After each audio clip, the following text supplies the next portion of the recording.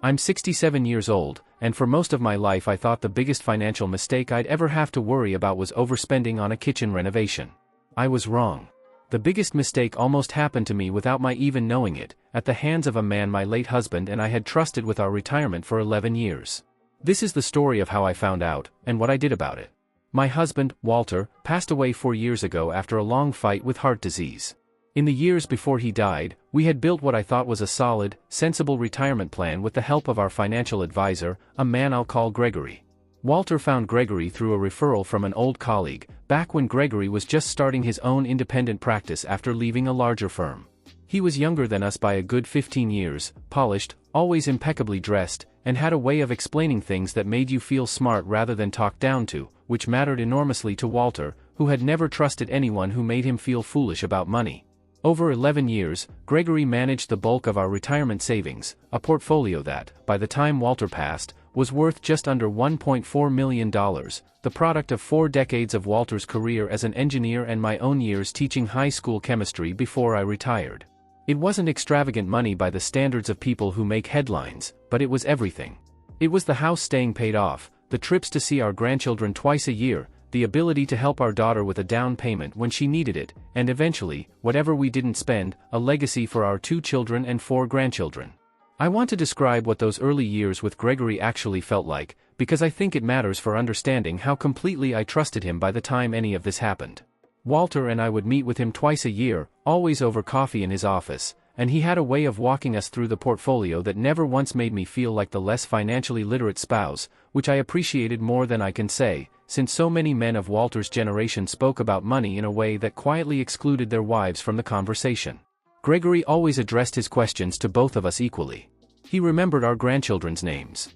He sent a card the year our oldest granddaughter graduated college, unprompted, which struck both Walter and me as the kind of small, thoughtful gesture that told you something real about a person's character. I think about that card often now, and what it means that someone capable of that kind of genuine-seeming warmth was also capable of what came later.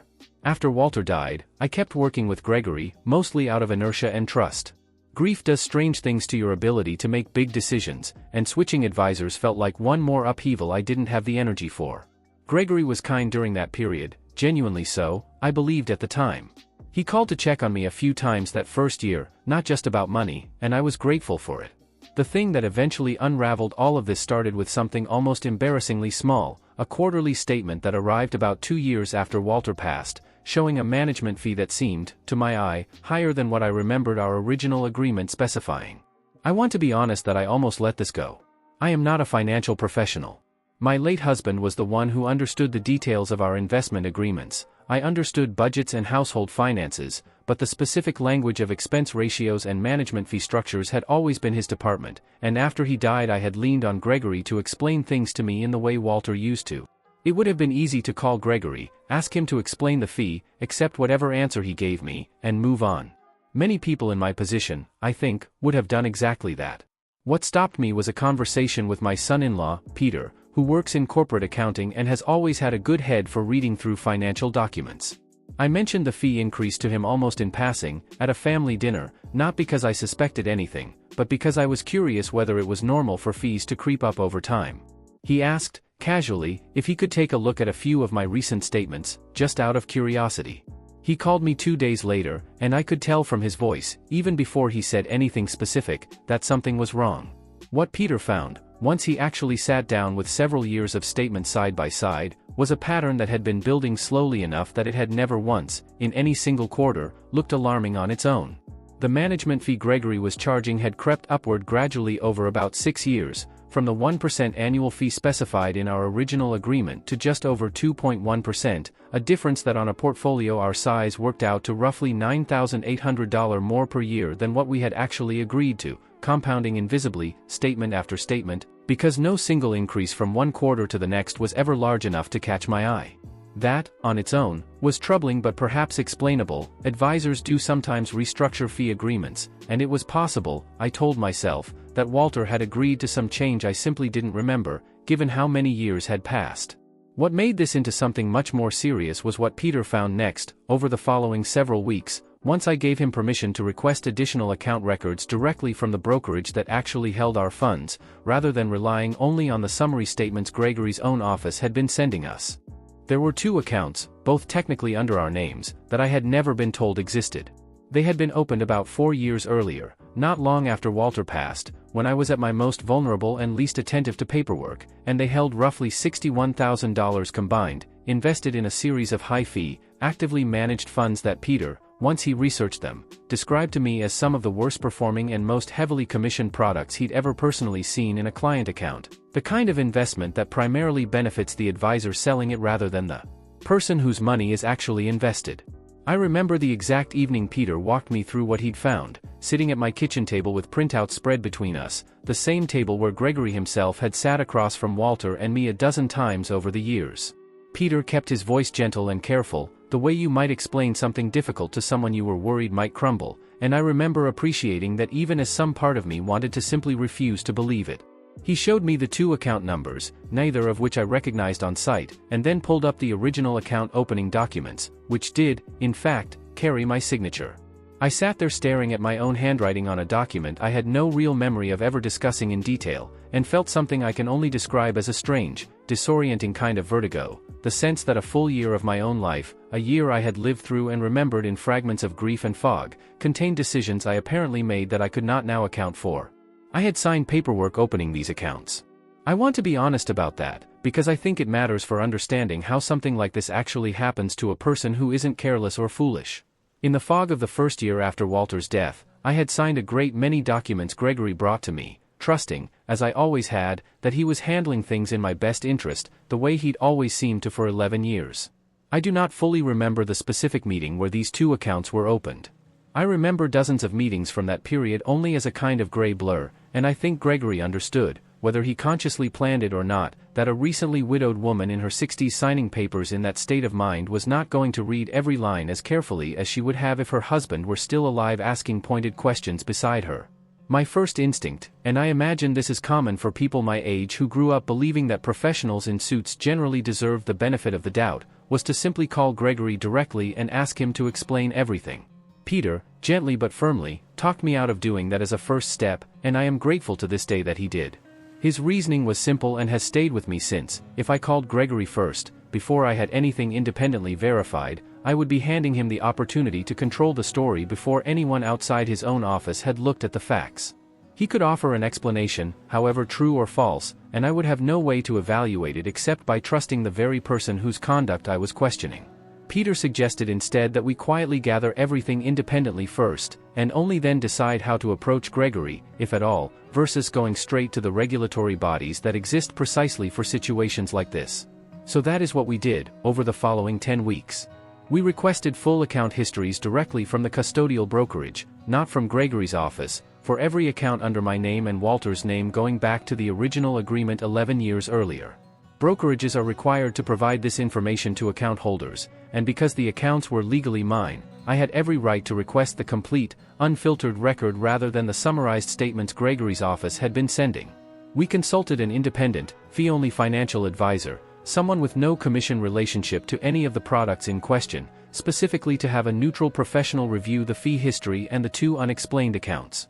She confirmed what Peter had found, in more precise language than either of us could have produced ourselves, and additionally identified that several of the trades within those 2 smaller accounts showed a pattern consistent with something she called reverse churning, a practice where an advisor moves a client's money between products more frequently than any reasonable investment strategy would call for, generating additional fees and commissions with each transaction, largely disconnected from what actually served the client's financial interest.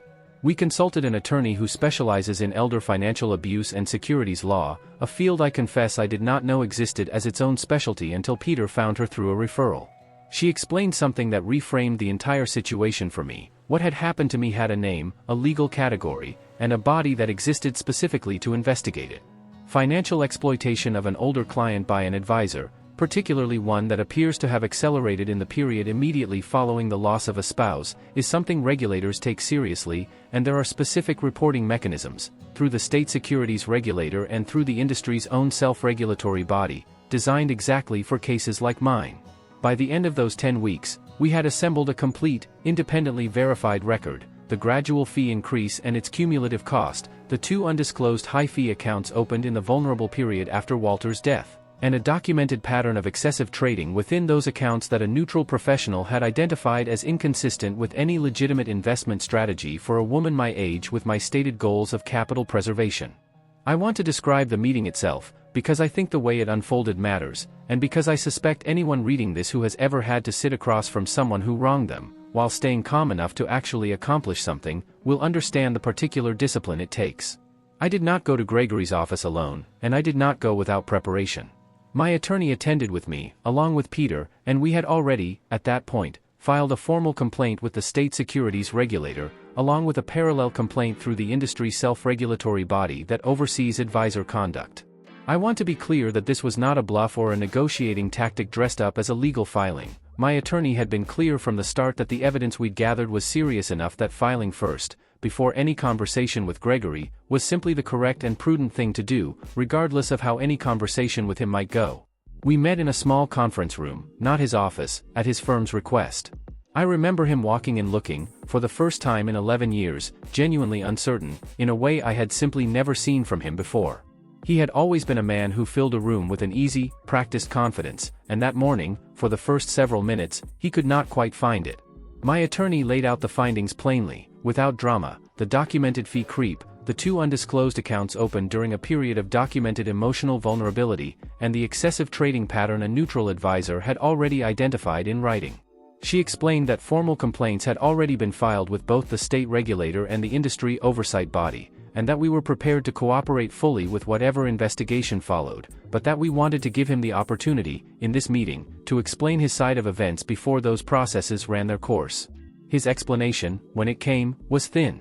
He described the fee increase as a standard adjustment applied firm-wide, though he could produce no documentation showing I had ever agreed to it or even been clearly notified of it beyond what may have been buried in dense paperwork I'd signed during my grief.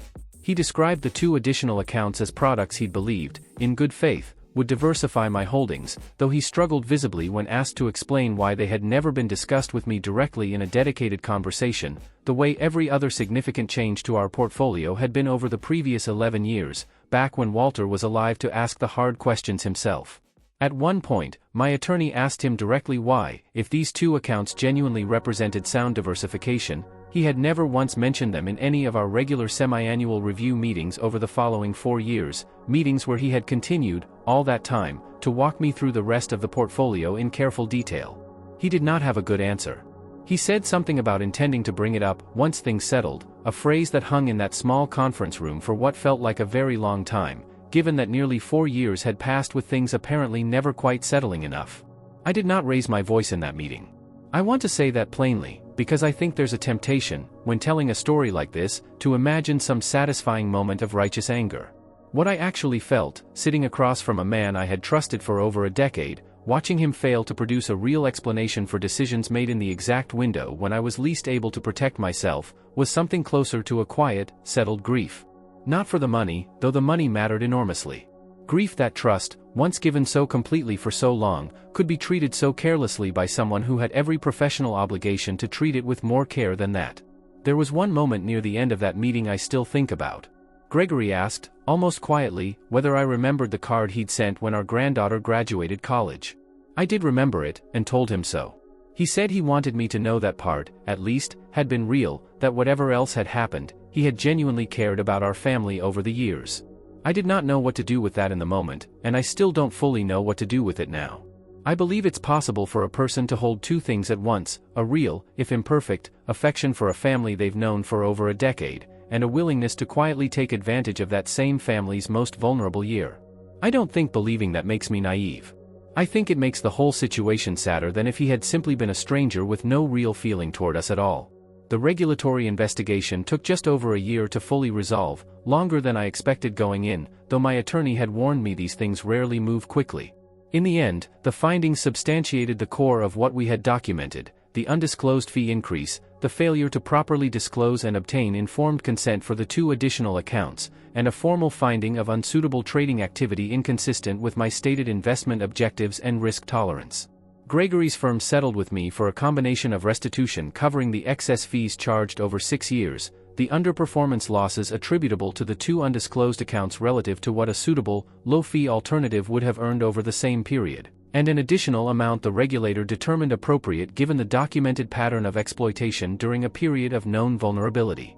Altogether, the settlement came to just under $187,000, which will never fully feel like justice for 11 years of trust misused, but which restored, almost exactly, what should never have been taken in the first place. Separately, and this mattered to me more than the money in some ways, Gregory's license was placed under a lengthy suspension pending the outcome of the full disciplinary proceeding, and the regulator's public findings now exist as a permanent, searchable record for any future client considering working with him, should he ever be permitted to practice again. I did not do this out of a desire for cruelty. I did it because I kept thinking, throughout that entire year, about how many other widows just like me might be sitting across a table from someone just like him, signing papers in a fog of grief, never once thinking to ask a son-in-law with a good head for numbers to take a second look. I work with the fee-only advisor now, the one who first confirmed what Peter had found. Our relationship looks nothing like what I had with Gregory, no lunches, no easy charm, none of the warmth I mistook for genuine care for over a decade. What it has instead is a fee structure I fully understand, statements I actually read line by line now, and a quarterly conversation where she walks me through every single change to my portfolio before it happens, not after, the way things should have worked from the very beginning. I've since become something of an accidental resource among my own circle of friends, several of whom are widows themselves, navigating their own finances alone for the first time in decades after losing husbands who always handled the money side of things.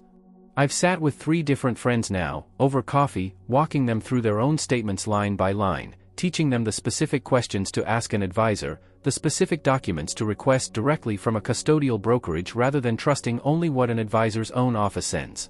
One of those conversations, with a woman I'll call Linda, uncovered a smaller but similarly troubling pattern in her own account, caught early enough that it never grew into anything close to what happened to me. Linda's situation, in fact, is part of why I finally decided to write all of this down. After I helped her request her own full account history and she found what turned out to be a much smaller version of the same fee creep pattern I'd experienced, she asked me, almost offhand, over coffee, whether I'd ever considered that there might be more women like us out there, sitting on similar quiet losses they hadn't yet noticed, simply because no one in their life happened to have a son-in-law who worked in accounting. I didn't have a good answer for her in the moment. I've been turning that question over since, and I think writing this is, in some small way, my answer to it. I think about Walter a great deal through all of this, more than I expected to when it first began. He was the one who always double-checked everything, who read the fine print I never had the patience for, who would have caught the fee increase in a single quarter rather than letting it build silently for 6 years. I like to think that some of what I've done since, the complaint, the regulatory finding, the quiet coffee conversations teaching other widows what questions to ask, is the version of that same careful attention, carried forward in my own hands now that his aren't here to do it for me. I don't think he'd recognize the specific details of any of this. I think he would recognize, and I hope he would be proud of, the fact that I didn't simply accept a thin explanation from a man in an expensive suit, the way perhaps I once might have, before I learned, the hard way, exactly how much that trust could cost. If there is a single piece of advice I would give anyone reading this, particularly anyone my age or older managing retirement savings alone for the first time, it would be this: ask someone you trust, who has no financial stake in your accounts, to look at your statements at least once a year, line by line, with fresh eyes. Not because every advisor is dishonest. Mine, for 11 years, genuinely seemed to be a good one, and perhaps for a long stretch of that time he actually was. But because the kind of exploitation that happened to me does not arrive all at once, in a way anyone would notice. It arrives one small, forgettable increment at a time, in the exact seasons of life when we are least equipped to notice it, and the only real defense against that kind of slow erosion is a second, careful set of eyes that isn't clouded by trust built over a decade, or grief that hasn't yet had the chance to heal.